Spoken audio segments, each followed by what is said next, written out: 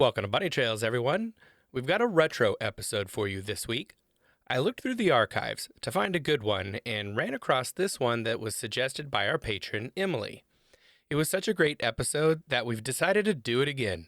Also, we sang at the end of this one. Stick around until the end for that folksy experience. But before we jump into the episode, we need to give a special thanks to our patrons, especially Pat Rowe and Mary Halsig Lopez. Without them and all our patrons, we would not be able to make the show. Our Patreon is free to join and has several cool ways to engage with us in that free tier. But we also have several tiers where you can help support the show in many different ways and get some pretty cool perks too. You can join the community on Patreon. That's patreon.com/bunnytrailspod. But now we move to episode 146, which originally aired February 23rd, 2022, Grandfather Clock.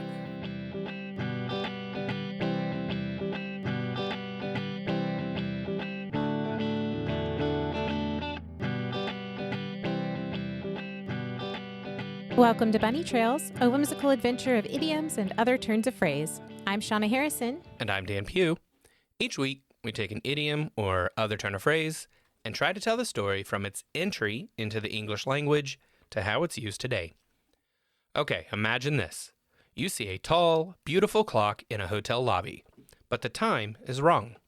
You ask the proprietor about it and learn the clock stopped working at the very moment of its owner's death. Sound like a Twilight Zone episode? Well, it sort of is, but that comes 100 years later. This story is frequently cited as the catalyst for the term grandfather clock. That's so cool and creepy. Yeah, no kidding. Well, special thanks to our patron, Emily Adams, who suggested this phrase. Jumping right in, according to Britannica, a grandfather clock, or alternately a long case clock, is, quote, a tall pendulum clock enclosed in a wooden case that stands upon the floor and is typically 1.8 to 2.3 meters in height, end quote. For my fellow Americans who don't use meters, that's between one Super Bowl winner Drew Brees and one NBA champion Chuck Nevitt. Or, for Americans who don't do sports, 6 feet to 7.5 feet. Okay, so I always thought it was the shape and the design that was important and not the size. So like miniature versions of a grandfather clock are not a grandfather clock? I think they're a mini grandfather clock, probably. Okay. Yeah. So the whole purpose of it is that it's actually a long case clock is the appropriate term, and that's, I think we'll talk about that first. So let's talk about what is a long case clock. Okay. So I'm going to give you a short overview as told by TikTok Tony. Now this is not a Jersey dude who just his dad did clocks forever. Okay, this is a clock. TikTok. This is TICK. Yeah. Oh yeah. And it's not the. You know what? I'm it's so not out. The social media. I am so platform.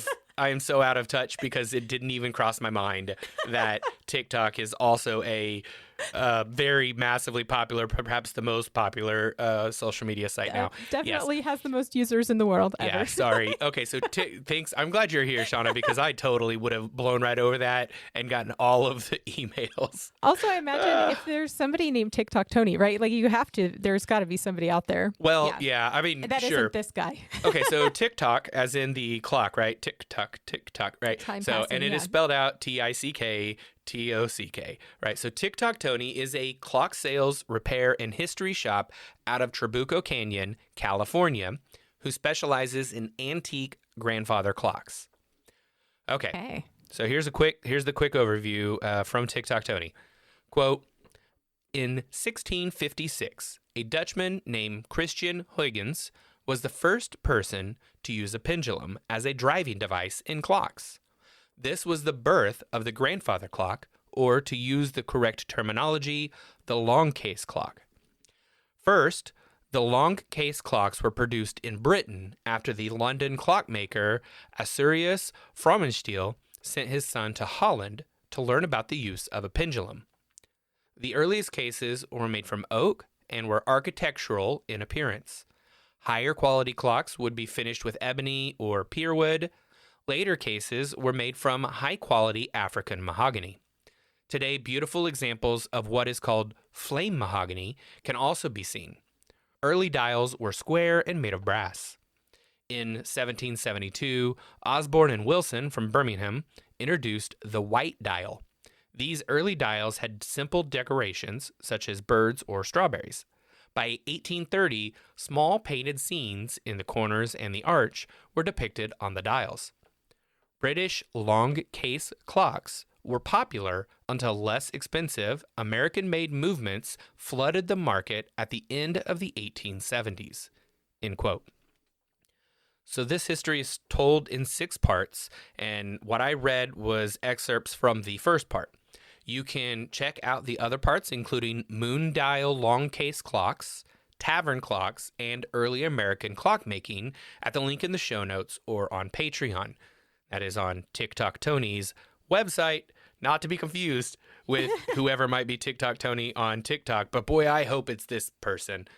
Yeah, that would be awesome. That would be so amazing. So I'm going to make a little short side note on this, which this originator of the pendulum clock, Christian Huygens, was an astronomer. So this is an astronomy thing, right? There's evidence that pendulums themselves were used for various purposes way back ancient China and in Egypt and things like that. So this isn't the origin of the pendulum itself, but its application within the clock. Correct. So just wanted to make sure nobody was getting mixed up there. Yes, very good. And TikTok Tony goes on to talk a little bit more about sea clocks and those types of things and the use of pendulums and escapements and different things to really solidify it. So it's really, if you're interested in that, definitely go check out his history because it's a really fascinating read. Super cool. Yeah, I love this. Okay, long case clocks. But how did we start calling them grandfather clocks? So as I mentioned at the top, there are a few variations on the origin story, but I will share a version from the Clock Depot. Quote, in Piercebridge, North Yorkshire, England, there was a quaint country lodge known as the George Hotel. The George Hotel was managed by 2 bachelor brothers named Jenkins, also from England. The George Hotel is where the grandfather clock song was composed. In the lobby stood a floor clock, as they were called back in those days, that had been there for many years. One unusual characteristic on the old clock was that it kept very good time. That was uncommon since in those days, clocks were not generally noted for their accuracy. One day, one of the brothers died, and suddenly the old clock started losing time. At first, it lost 15 minutes per day, but when several clocksmiths gave up trying to repair the ailing timepiece, it was losing more than an hour each day. The clock's incurable problem became as talked about as its precision had been. Some said it was no surprise that, though fully wound, the old clock stopped when the surviving brother died at the age of 90. The new manager of the hotel never attempted to have it repaired. He just left it standing in a sunlit corner of the lobby, its hands resting in the position they assumed the moment the last Jenkins brother died. End quote. So sad and sweet. I don't know how I feel about this right now. Right? Yeah. No, I mean, it is a super sad stuff, but it does sound like, like some sort of a sci-fi or fantasy, it sounds totally thing. Made up. Yeah, it sounds like it's not real. And I mean, here's the deal. It probably isn't, right? But yeah. I mean, it's most likely a story that was made up but it's close to real, but not quite that. Right. So here's what I would have to assume. Most of the clocks in those days were 8-day clocks, right? And so you had to wind them once a week, basically, or they would start losing time. And I'm assuming that when the one brother died, the other brother wasn't as good at keeping the clock wound as the other one, which is why it would slowly lose time. Right. And I doubt, maybe they brought a bunch of people in to try and fix it, maybe not. But and then when the last brother died, no one wound it. Well, all of the stories that I've read are some variant on this one. All of them change a little bit depending on who's telling them. This is the version told by the Clock Depot. Others tell it in slightly different ways. So there's not really a definitive version, but right. You may have noticed that they didn't call it a grandfather clock in that, but they said that the song Grandfather Clock was written there. So How then does this story or something like it become the origin? And that is where we come to that particular song. Okay. So, as the story goes, some version of the story was told to a man by the name of Henry Clay Work, a composer and songwriter from the United States. And he was a guest at the hotel in 1875. And some of the stories claim that he wrote the song there at the hotel, or at least the beginning, maybe the first phrase in the chorus there. And others don't mention that part and say that he wrote it after staying at the hotel. But Henry C. Work used the story as a writing prompt either way. Whether the story was real or not, it is likely that he heard it there. And he wrote the song My Grandfather's Clock in 1876 as a prompt from hearing that story. That's really cool. I don't know. I mean, people get inspiration for art all over the place, but I think this is a really fascinating way that this has all come about, like to actually have encountered it directly from there, and that's where he... Right. In 1878, the CM Caddy Company, who published sheet music, and they also published this song, so, take it for a grain of salt as you wish, but they declared it to be, quote, the most popular song in America, end quote. So this was 1878. And now, of course, they printed it on the publishing materials, so, but it is documented that this song sold over 1 million copies of sheet music, which was how you sold music in the day. And Work actually had 2 songs that sold over 1 million copies, and that was unheard of at the time. Okay, Shauna, do you know the song "I Will Always Love You"? Yes. And who made that song popular? Well, Whitney Houston. Exactly. Of course. But Whitney Houston didn't write that song, right? Who wrote that song? True. Okay, I love all of the people involved in this. So I know that it was Dolly Parton. Absolutely. Yeah. But when people think about I Will Always Love You, they think about Whitney Houston.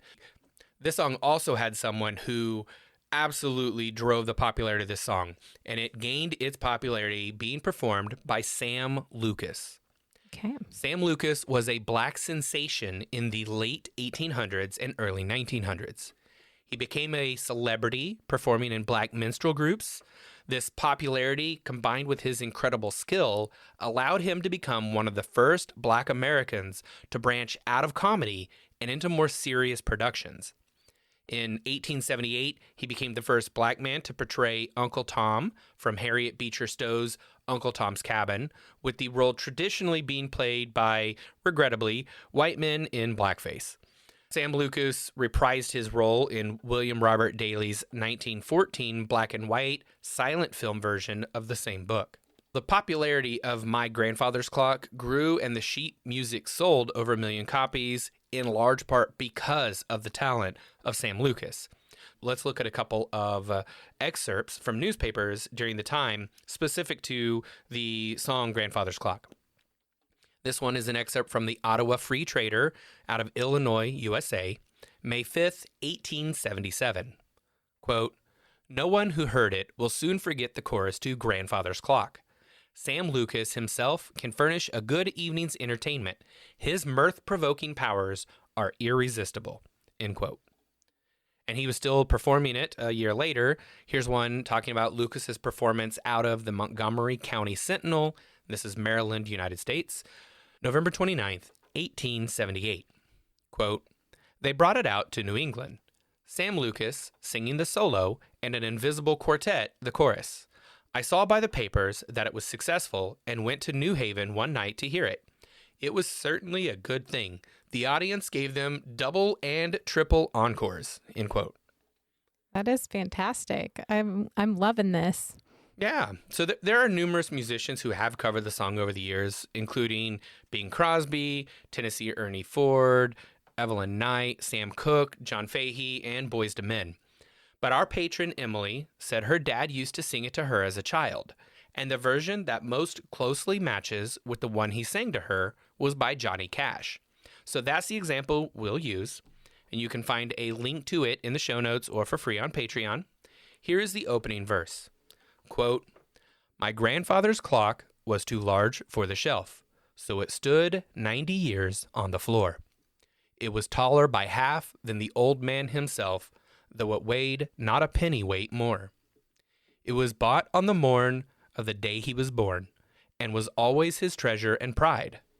But it stopped short, never to go again when the old man died. End quote. Very sad Johnny Cash sounding. I'm like, yeah. What are we? I will say, okay, I love Johnny Cash, but I want to go back like Boys to Men because I want to hear that version. Johnny Cash's is better. Really? I love both of okay. them. But yes, Fair I enough. have listened to lots of versions of this song now. Every time I've heard it so far, I've wanted it to be there to be like a hard rock, like a heavy metal kind of. Yeah. I didn't hear any of those, but who knows? My Grandfather's Clock was the song I just quoted, and that was sung by Johnny Cash. It was off the 1959 album Songs of Our Soil.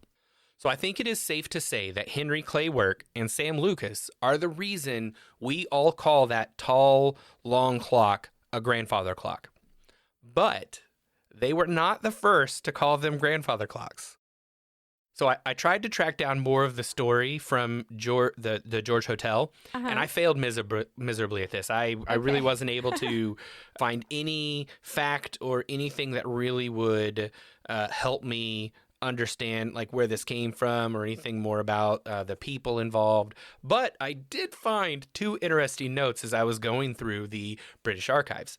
So first I saw a piece in the Wiltshire Independent out of Wiltshire, England. This is dated 9 October, 1851.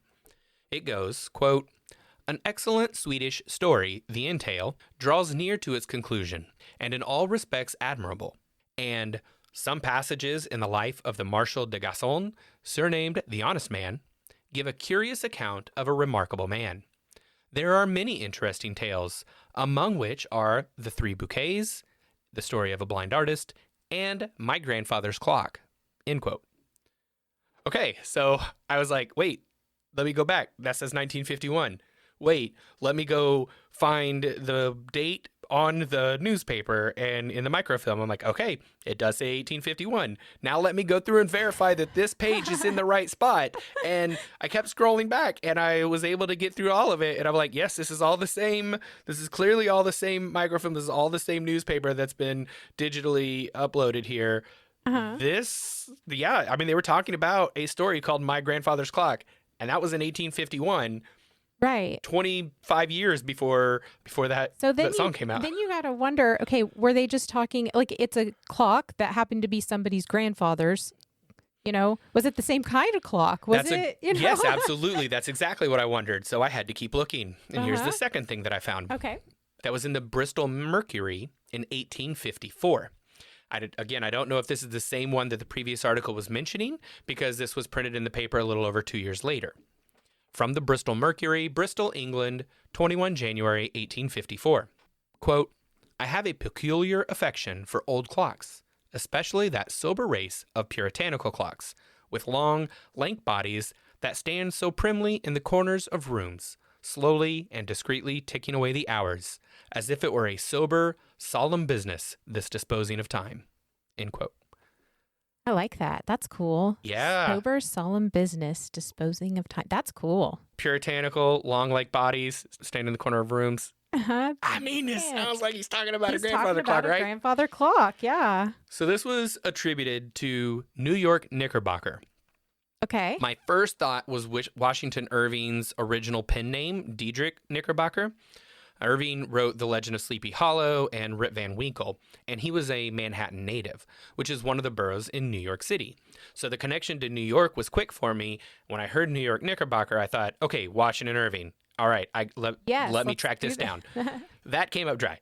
Okay. I don't think that was it. Well, I know it wasn't it now because I did find it. So right. The next thing I moved to was the Knickerbocker. I don't know why that wasn't the first thing that came up, but I kind of forgot about it, and I ran into it while looking up Washington Irving stuff, and it was like, oh, that's probably it. This was a magazine that was published out of New York City, Manhattan. And I started with the 1854 edition because that's when that piece was posted in the Bristol Mercury. So I took the 1854 edition and started working my way backwards. And I read every single edition, the table of contents at least, starting at 1854 and moved backwards until I found it in volume 36, 1850. That would put it in the right time frame to be the story out of the Wiltshire Independent, which was mentioned and published in 1851, though I don't know any way to verify that the Wiltshire mention was the same story that was published in the Knickerbocker. Yeah, that's that. Okay. But in the Knickerbocker, this story is written by, are you ready? Mm-hmm. O.D. Timekeeper. Gentleman. What? This is clearly a pen name and so frustrating. Obviously, he didn't want to be identified. I couldn't find anything on Gentleman Timekeeper here, though they did write many stories over several more years. This is where my research unfortunately hit a roadblock, at least for now, unless any of you valiant listeners have some ideas on how to track down pseudonyms used in the 1850s in America, predominantly New York. But the point is, even though the writer known as O.D. Timekeeper used the phrase in 1850, more than 25 years before the 1876 song came out, it didn't seem to make much headway. I did not find this phrase, grandfather clock, being used to describe the style of clock again until after the song came out in 1876. Okay. And then it absolutely took off. Right. No matter what, this song, regardless of where it originated, was popularized by Sam Lucas based on Henry Work's song, My Grandfather's Clock. That's so awesome. This is really a lot of loops and turns to get to figure this one out. Absolutely. Well, next we want to give some examples of how we're using grandfather's clock in modern times. But first, we want to say thank you to our sponsors. And once again, thank you to Emily for suggesting this week's topic. This episode is sponsored by our amazing patrons on Patreon. You can help support this educational art form and get awesome perks along the way. Tiers start at $3 a month, which get you our polls and community-only discussions, early access to the podcast, and the behind-the-scenes video for each episode so you can watch along as we make the show.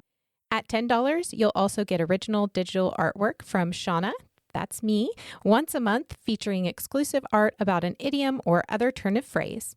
At $15, you'll also get personal on-air recognition like Pat Rowe does every episode. And of course, huge thanks goes to the top spot among our patrons, our Dean of Learning, Mary Halsig Lopez. Thank you so much to Mary and all of our patrons. If you want to help create Bunny Trails week after week, whatever your budget, we are Bunny Trails Pod on Patreon. That's patreon.com/bunnytrailspod. For modern uses, let's start in the 1960s. We've already talked about song covers, so I'm going to skip all songs for this segment. Do you remember at the top of the episode when I suggested the story might have sounded like an episode of The Twilight Zone? Yes. And I've watched The Twilight Zone, so I'm trying to remember. Well, in 1963, the story of My Grandfather's Clock was adapted by George Clayton Johnson for the show. Okay. If you aren't familiar with The Twilight Zone, it was an American TV show from 1959 to 1964. It was created and hosted by Rod Serling. In the show, everyday people would find themselves in extraordinary situations. Most episodes were a mix of drama, fantasy, horror, and/or science fiction. This episode is called 90 Years Without Slumberin', which is the opening line of the chorus of My Grandfather's Clock. Here is the opening narration of the Twilight Zone episode from Rod Serling. Quote, "Each man measures his time, some with hope, some with joy, some with fear. But Sam Forstmann measures his allotted time with a grandfather clock, a unique mechanism whose pendulum swings between life and death. A very special clock that keeps a special kind of time in the Twilight Zone." End quote. I should note that George Clayton Johnson did not approve of the heavy rework that was done by the producers on the episode he wrote. Most notably, he disagreed with the changes in whether or not Sam Forstmann lived or died at the end of the episode. I won't spoil it in case you plan to watch this, 60-ish year old episode. But I do feel like the statute of limitations has run out on spoilers at this point. But still, I don't want to be that guy, so I'm not going to spoil it for you. Next up, in 1977, Roger Hargreaves wrote a children's book called Grandfather Clock. It was re-released in 2017. Here's the synopsis from Google Books. Quote, "Grandfather Clock doesn't need a watch, because he turns into the time. Throughout the day, Grandfather Clock helps people around town tell time by moving the arms on his face to show the time. Follow along through all the times of day, all the way until bedtime." End quote. You may know Roger Hargreaves from his Mr. Men series of books like Mr. Cool or Mr. Rude, or his Little Miss series of books such as Little Miss Inventor or Little Miss Bad. These are simple, funny stories with bold characters and brightly colored illustrations. After Roger Hargreaves' death in 1988, his son Adam Hargreaves continued writing the Mr. Men and Little Miss series of books. I do remember these. Those are the big circle characters. Yes, exactly. Yes, yeah, and Grandfather Clock is along those same lines. And so it's just a circle with like the clock face, but he's an older gentleman. And yeah, and he moved his hands on his face to actually tell you the time as opposed to someone reading it and determining the time. Right. Like he's mostly a face, so his hands moved around the outside of his... Yeah, exactly. Yeah, that's awesome. I love it. Okay. Question, dear listener. Were you born in the late 1980s? Do you have a sibling who was? Did you play computer games? If you answered yes to any of these questions, you may be entitled to a settlement. Okay, no, I'm kidding about the settlement part. I was like, wait, what? But if you are of the age, you may remember a computer game called Jumpstart First Grade. In the UK, it was released as Jump Ahead Year 1. It is a computer game created by Knowledge Adventure in 1994, intended to teach a first grade curriculum. You can still play it on Classic Reload, links in the show notes, which are on bunnytrailspod.com or on Patreon. One section of the game allowed you, the player, to select books and then have them read by the character. One of the books is The Grandfather Clock by Mark Beckwith. You can follow along with that one in-game or check it out on YouTube. Again, links in the show notes. You can tell that we are definitely deep diving to try and find things that are deep cuts here with that. Right. That's hilarious. Okay, there's also, I do want to mention this just in case we have any solitaire fans. My dad's mom, my grandma, was very much into solitaire. She did a lot of this because she retired before Grandpa did. So she did a lot of this at home, played like with cards, and they did a lot of card games. But there is a type of solitaire called Grandfather's Clock Solitaire. According to PlaySolitaireOnline.com, it is an easy-to-play, easy-to-win solitaire, though it looks different than the classic or golf styles of solitaire. If that sounds like your thing, you should go check it out. It seems to be very similar to clock style, where you kind of have anchors and you set them out like the clock face, you know, where the numbers of an analog clock would be. But I spent probably maybe 2 minutes, maybe a minute and a half trying to figure out how it was done and decided I didn't care. So, and then I moved on. Okay. I could not be bothered.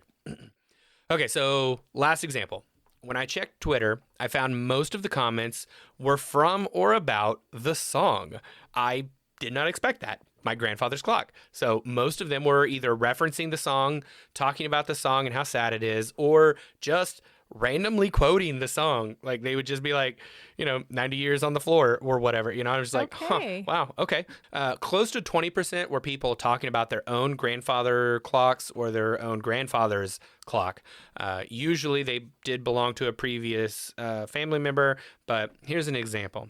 On February 10th, 2022, Carol Swan responded to a prompt of, "What is your most prized possession?" with the response, quote, "My grandfather's clock. It was given to him in 1923 when he married my grandmother," end quote. Which is very sweet. Aww, yeah. I assume that because Carol has it, neither of her grandparents are still with us. No word on whether or not her grandfather's clock still works. I must admit, I wasn't super familiar with the song when Emily reached out about the term.